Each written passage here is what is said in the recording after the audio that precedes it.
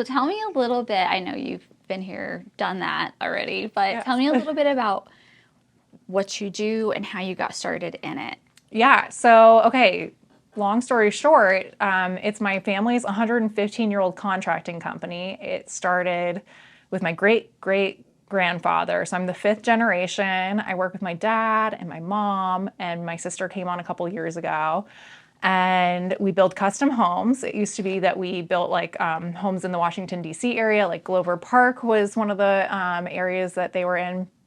And then when my dad came on board when he was 21 years old, they kind of opened up to doing more custom work, and it just kind of grew from there. So it's really cool kind of getting to experience where that went to where we've gone. I got my master's in interior design in 2015. So after that happened, I kind of brought that service into Gruver Cooley, and we offer those services in-house now, which is really great because it just kind of diversifies what we're doing. And it's just a lot, we found a lot of people really like having kind of like a one-stop shop where they can come and, everybody has really good communication and they don't have to go and, figure out all the details. They can really rely on us to do that. So, yeah. How have you processed all of that? Have you been involved in it like as a kid? Yes. So I grew up in it. I have like this old photo of me like dressed up in our foyer, like with a Gruver Cooley hat on and a construction set in my PJs. It's just kind of been in me. My dad used to bring me to job sites all the time. So I'm very comfortable with it, which I think helped me when I went to get my master's because it wasn't as residentially based. It was Marymount University in the DC area, and it was a little bit more commercial. So when we got to residential, I was like, okay, I know what I'm doing. Like, I'm comfortable with this. Yeah. But obviously it's changed, and, working with my dad, that's always kind of been an adjustment of, at first it was like proving like I know what I'm doing. And that's also the case because as a woman in the industry, specifically the construction side, not as much on the design side, but like in the construction industry, you have to really like prove yourself and you have to like, kind of earn a spot there. So I think that's been good. And I think when my dad saw that, he's kind of like laid off the leash a little bit, like, okay, you got it. Like, and recently I just started doing some rebranding for Gruver Cooley.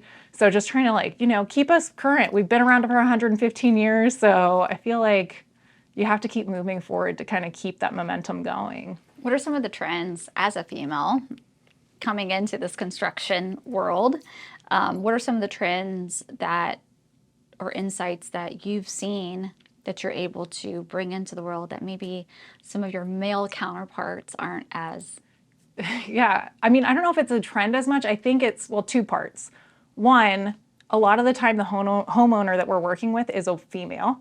And so it kind of gives them a level of comfort having somebody else that's there and that they know has their back and knows what they're doing. It makes them a little bit more comfortable, which helps them get ultimately what they want out of a house because they're more comfortable expressing themselves. And then two, I also think, sorry men, but I think females are a little bit better listeners. So I think that that's also important too, in that we're really hearing what our client wants and we're doing this for them and understanding that we're here to work with you. And I think that that's kind of like the biggest thing working with our clients and being a female. Yeah, no, that's interesting. And you're probably, not probably, you were probably, yes, right on. Yeah. Point with the listening part. Yeah. Especially. How do you see things shifting and changing in the next 5-10 years within your industry? Oh man, well, with technology, it's always evolving. It's funny because I would say my clients are like 50-50. Some people like want to really lean in and like embrace the technology, and some people are like, I don't want that within 50 feet of my house, So it's interesting kind of like finding ways to incorporate that, especially because, certain things aren't going to be choices. I'm sure at some point they're going to bring in induction ranges, which is, would be replacing a gas range where it uses like magnets to cook. So you're not having like the fumes that gas creates. So it's just understanding that knowledge to kind of help the clients into the future. I go to trade shows every couple years. There's a kitchen and bath industry show that I go to, and that kind of helps me stay current with those trends that are happening. But I'm seeing a lot more focus on having like designers in-house of builders. So more of that like one-stop shop. We haven't a lot of, I'd say design build, but because we don't have an architect, we're not technically design build. But I think clients just like having that team approach, and that's our focus moving forward into the future, is that we want to create a team, because you end up working with clients for like a few years, you know, like for a truly custom home, you're between architecturals, that could be like a year and a half to get that done, plus building it. So you could be 3 years at the end of the project. So you're spending a lot of time with them. Now, why don't you guys have the architect on the team? You know, we've just found that it can limit our clientele that are coming in. So it's like, because certain architects can have certain styles that they're maybe more prone to. So I think that's kind of, we didn't want to feel limited. And we have a lot of great architects we work with too. So we don't want to like have to choose that. And as an interior designer, I wouldn't say I have a particular style that like I do. For me, the most important thing is listening to the clients and doing what they want and producing that. So yeah. Good point. I was like, well, wait a second. It would be easy for them just to add in an architect, but you're right. That architect's going to have a specific style and look that they probably go after. Yeah, and we also have, like right now we're building this amazing project. I mean, it's really cool. It's a secondary home in Loudoun County area, and the architect's from New York, and it's like super contemporary. It's built into the ground. It has like a grass roof on the top, and it's 20-foot glass windows in the living room. Wait, second home, so it's like on their main property. It's a second, just a secondary home. So their primary residence is in another location. Got it. Yeah, and it's just so cool because this architect's not even from this area, so like their perspective's totally different. And had we had one particular architect working with us, we wouldn't have had that opportunity. Yeah. So it's kind of cool, and you get to meet lots of people from different places, and yeah. I love that.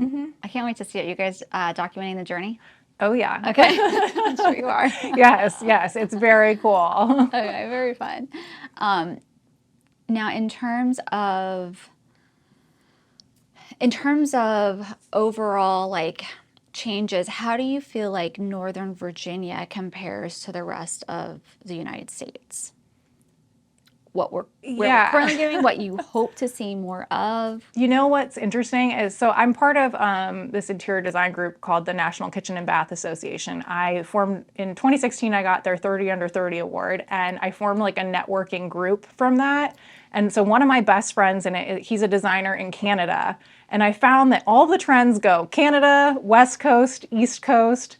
So it's kind of interesting to keep those relationships to kind of see what trends are heading our way. Like if a client comes in like, I really want to do a Navy Island or something, I'm like, that's going to be out in like, you know, a year or something. Like I already see it happening. People are doing more stained woods. It's kind of nice to have that perspective of just kind of like what's happening, what's shifting, you know. And I think a lot of people also say things follow fashion as well. So keeping an eye on that kind of thing.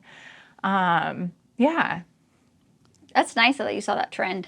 So you can see. It's nice. Yeah, it is. Or all like they'll kind of solve some of the problems. You know, it's really just nice to have other people that are my age in the industry, because with the new stuff happening, it kind of gives you a place that you can talk to people and see, okay, has somebody like gone through this problem before? How have you solved it? Like, what are you doing? You know, it's kind of cool to have that. Outside of business, who are you? I am a mom. I have a 4-year-old and a 2-year-old, both boys, who are just... Boy mom at that. Yes, very much so. They're very energetic, never a dull moment. A wife. I have a younger sister. Again, very close family. I live like right behind my parents, and my sister lives 4 minutes away. So we're like, we're really tight-knit. And yeah. So what are we doing on the weekends? Is it like chasing Oh my gosh. It is 100% chasing kids. Sometimes there'll be like a winery or a brewery, that kind of thing. But we were really blessed to get to build basically our dream home. We've made it our model home for clients, just in the sense that we have a place that we can bring people into that shows some of what we're able to do. Where you guys? What area do you live in? We're in Percival. Percival, okay, Yeah, nice. yeah. Oh. So we have about 8.5 acres there, and we have this is actually exciting news. We have a farmer that brings cows onto the pasture so we can write it off for tax purposes. And one of the cows had a baby yesterday. So we found the baby this morning. It was very exciting, but I'm like, this is, rural life. But we just love it. I grew up in Arlington, so it's very different kind of living, and you kind of get used to it and love it. But yeah. That's exciting. Okay, so I didn't realize that you were living in the model home. Yes. How do you take care of that home then if people could come and visit with 2 kids under the age of 5? Okay, so one, all of our clients are super high end. So our homes that we're building are like $3 to $8 million homes. So they're not just like popping in unannounced. Okay. We're like scheduling out. So I have a little bit more notice. But 2, also best tip I have for like anybody that has young children is just having baskets with lids, because I can literally just scoop it all up, throw it in, put the lid on, and you would. Smart. Yeah. Just pretty baskets and. Yes, but I did have one new mom friend I made. She came over and she's like, "It's so nice. It's refreshing to see that like you're an interior designer, but like you have kids stuff like in your house." And I'm like, "Yeah, because kids live here. Ultimately it has to function, and like." I want my kids to have a great experience too. So we can cohabitate. There we go. Design and children. Yes. Maybe it's not the most aesthetic all the time, but we get the job done in baskets. That's actually a really good tip. I'm gonna say I just use my drawers. Yeah, drawers are good messy. too. Yes. Anytime you have like I'm like, just don't open it. Yeah. Exactly. Okay, so and then in terms of like, where do you see yourself 10 years out? Because let's see, your youngest will be 12. You said Oh my 2 gosh. and 4. Yeah, so 12. Yeah, that's crazy to think about. 14. What will you be? I'm just so passionate about my career. I'm actually in the process of, we're kind of changing some of our systems. So we're really trying to establish like really good systems because I want to grow our team. How big are you now? I have one other designer that works underneath me. And then my sisters are a professional organizer in our company too. Okay.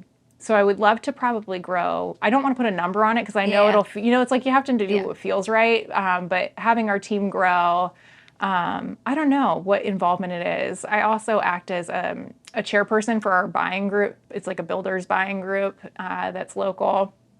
So doing something more with that too would be great. But yeah, really hard focus on that. I just feel like, I don't know, I feel like I'm meant to kind of create something bigger. So I'm kind of excited to see where it goes. I'm like energized by it. I love that. Yeah. And you're like passionate. I'm very passionate. I can tell. Get the like little twinkle in your eyes. And then in terms, just to wrap things up, is there anything specific, a certain message or certain thought or even rant that you have that you'd like to share with people? I'd say, I guess if you're talking interior design and construction, it's never too early to bring somebody into the process. I think the earlier the better, because we can help you address maybe some of the problems that you might run into later. And again, creating that team at the very beginning of your architect, your contractor, your interior designer is like the biggest thing you can do and will ultimately save you the most money in the long run. So I think that would be my best suggestion. Bring them in early. Yeah, and create a team. Even if you're not 100% sure on all the specifics. Yeah. Just make sure you're working with people that you really jive with, like getting because that's ultimately what matters. You're going to be working with them for 3 years. So they become family. So that's important. Look at who you want to adopt into the family. Exactly. Exactly. Love that. Thank you so much for being on our show and for sharing so many tips with the listeners. Yeah, of course. Thanks for having me.